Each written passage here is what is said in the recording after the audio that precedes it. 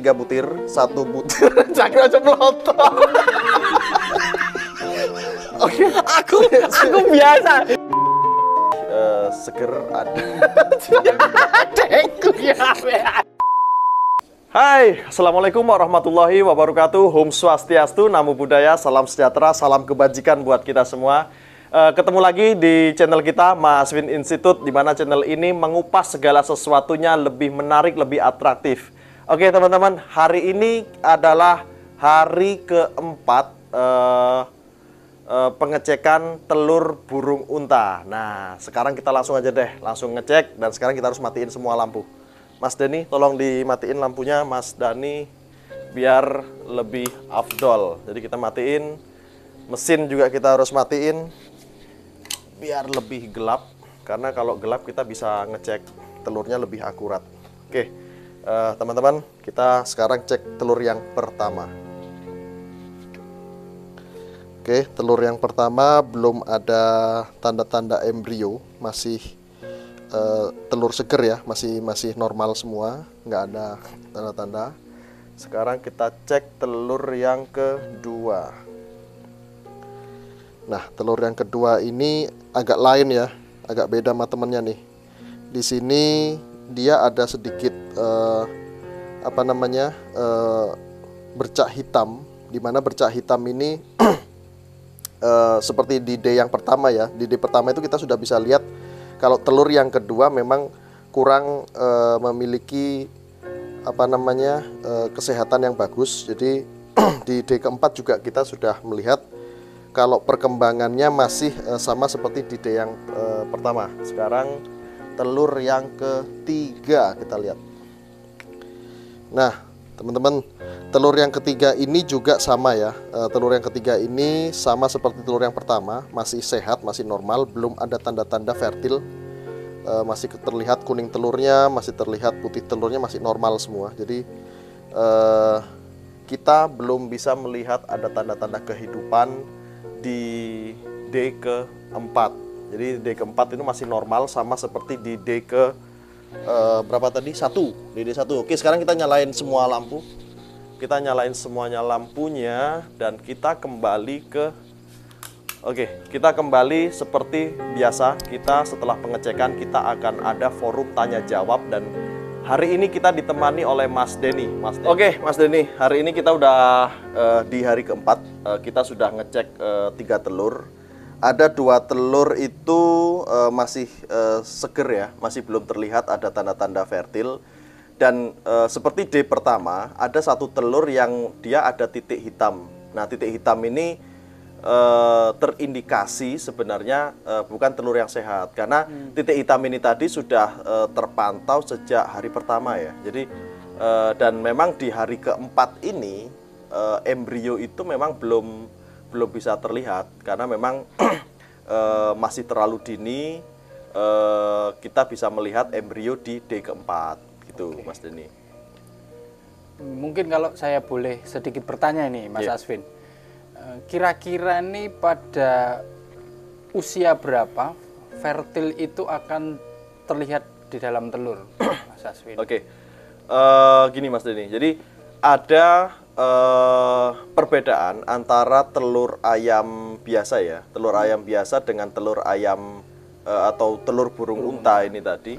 Kalau telur ayam biasa itu di sekitar usia 4 hari kita sudah bisa melihat embrio ketika kita teropong. Nah, karena 1, cangkangnya lebih tipis, dan kedua memang berbeda jenis. Nah, ketika kita bicara telur burung unta ini memiliki cangkang yang tebal. Itu 1. Terus kedua, untuk mencapai tingkat fertil, telur burung unta itu bisa kita lihat biasanya di hari ke-10. Nah, di hari ke-10 ini biasanya sudah bisa dilihat ada embrio.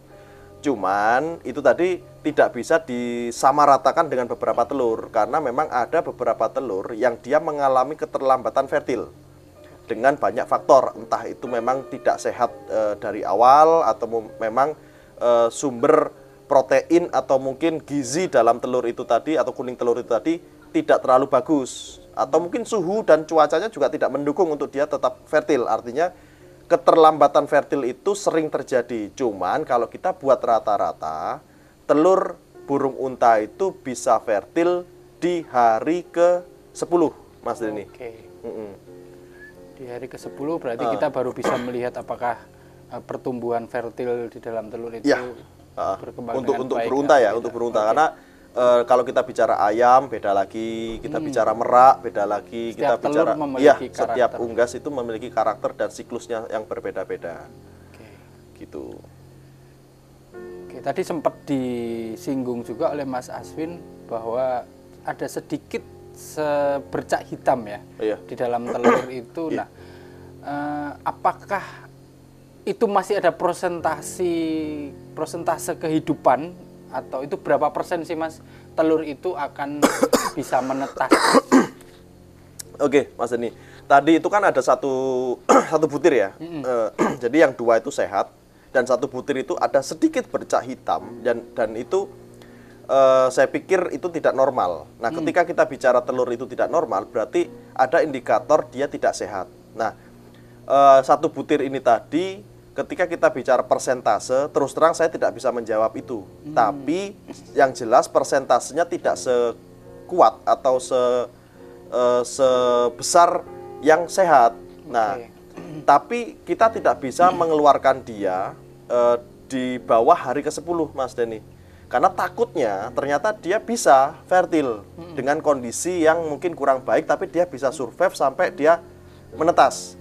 Jadi kita tetap akan ikhtiar, kita tetap akan mencoba membiarkan dia, satu telur ini tadi, tetap di dalam mesin, hingga dia benar-benar menunjukkan apakah dia fertil atau gagal. Jadi persentasenya tidak bisa diprediksi, tapi yang jelas tidak lebih besar daripada telur yang 2 yang sehat. Nah, yang sehat. Jadi kita tidak bisa memprediksi di hari keberapa dia mulai bisa berkembang embrionya atau mungkin tidak keluar embrionya, tapi kita akan coba sampai semaksimal mungkin dia, karena di sini kita tetap untuk belajar sih. Kita belajar di sini, kita melihat, mempelajari benar gimana sih proses embrio telur ostrit ini, karena di Indonesia baru di sini yang bisa menetaskan, dan kita mencoba untuk menjadi sebuah edukasi atau mungkin sebagai percontohan se-Indonesia, ternyata perkembangan ostrit itu seperti ini dan ternyata bisa. Nah, kita mempelajari itu dari benar-benar memasukkan telur tadi seperti apa gitu, Mas Denny.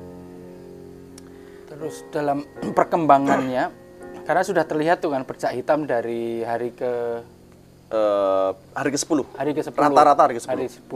Apakah ada treatment khusus, Mas? Jadi apakah dia harus dipisahkan dengan telur yang lain atau harus dengan perawatan tersendiri atau sama seperti telur yang lain? Ketika sudah fertil.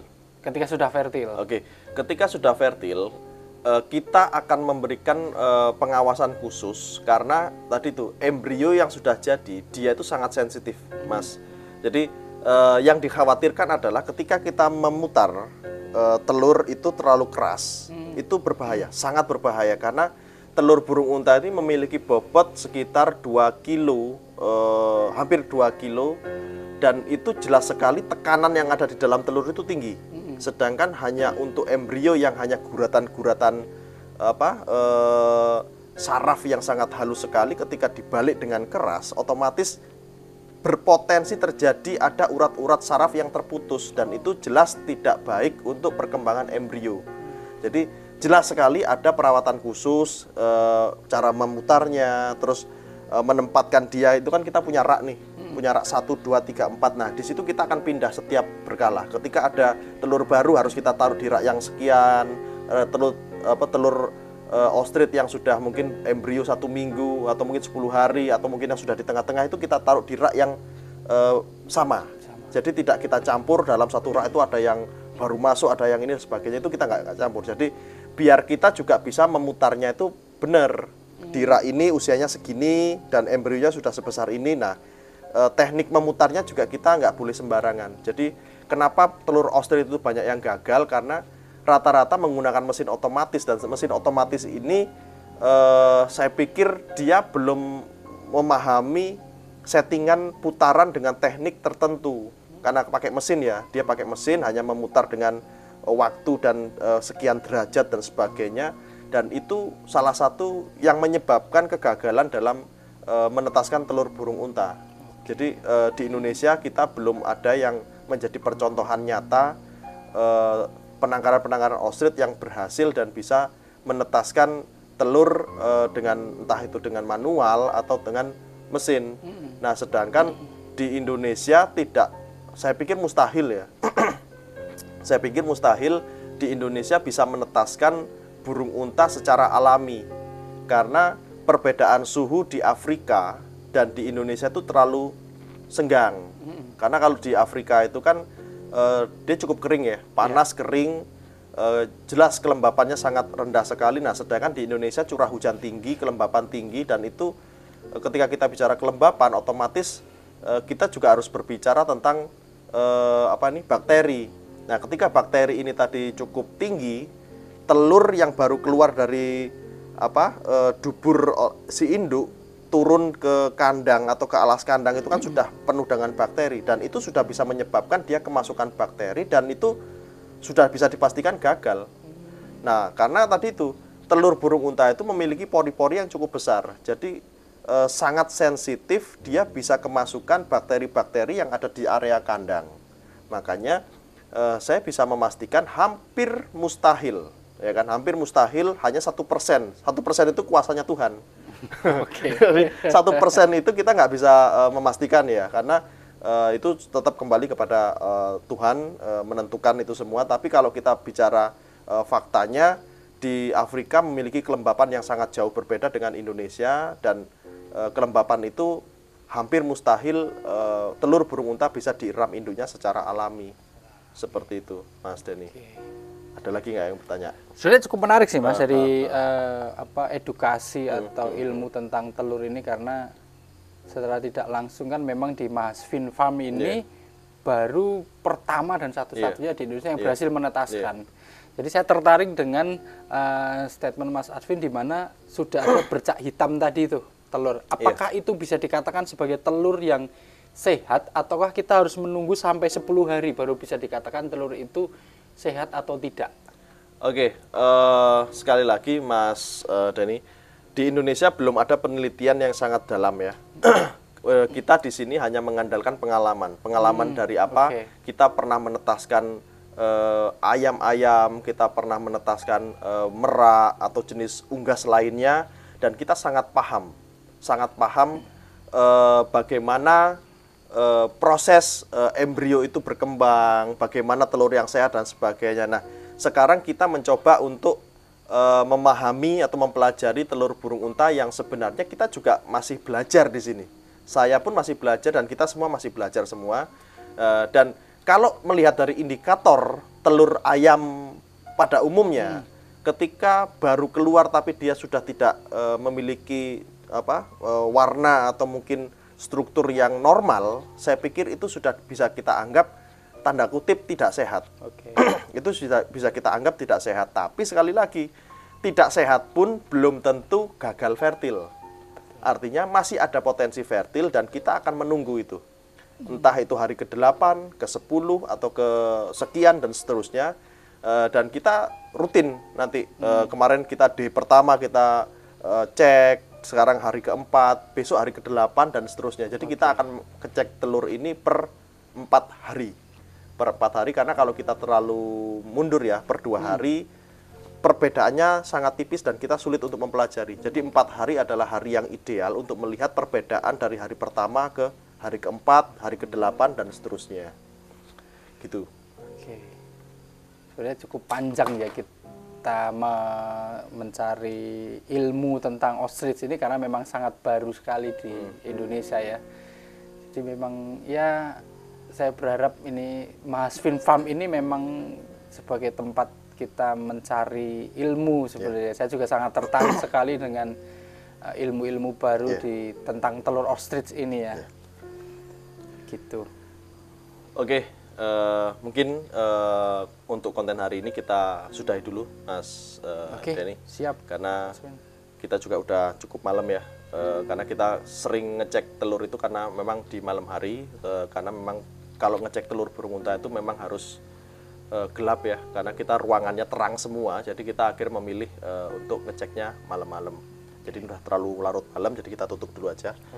Oke, teman-teman, alhamdulillah hari keempat kita sudah bisa lihat perkembangan telur ostrit di mesin tetas. Dan hari ini kita ditemani oleh Mas Denny. Jadi Mas Denny ini adalah kreator di Masin Farm yang selama ini ada di balik layar ya. Nah, hari ini dia muncul karena dia lagi semangat-semangatnya nih. Habis Selalu makan, harus bersemangat di ini. Masin Farm. Habis makan peyem. Peyem. Oke teman-teman, terima kasih untuk malam ini dan jangan lupa subscribe, follow IG-nya juga dan like, komen YouTube-nya, tetap di channel Masin Farm karena kita akan terus memberikan informasi yang sangat edukatif, atraktif dan tidak kalah dengan video-video yang lainnya. Terima kasih. Wassalamualaikum warahmatullahi wabarakatuh. Salam lestari.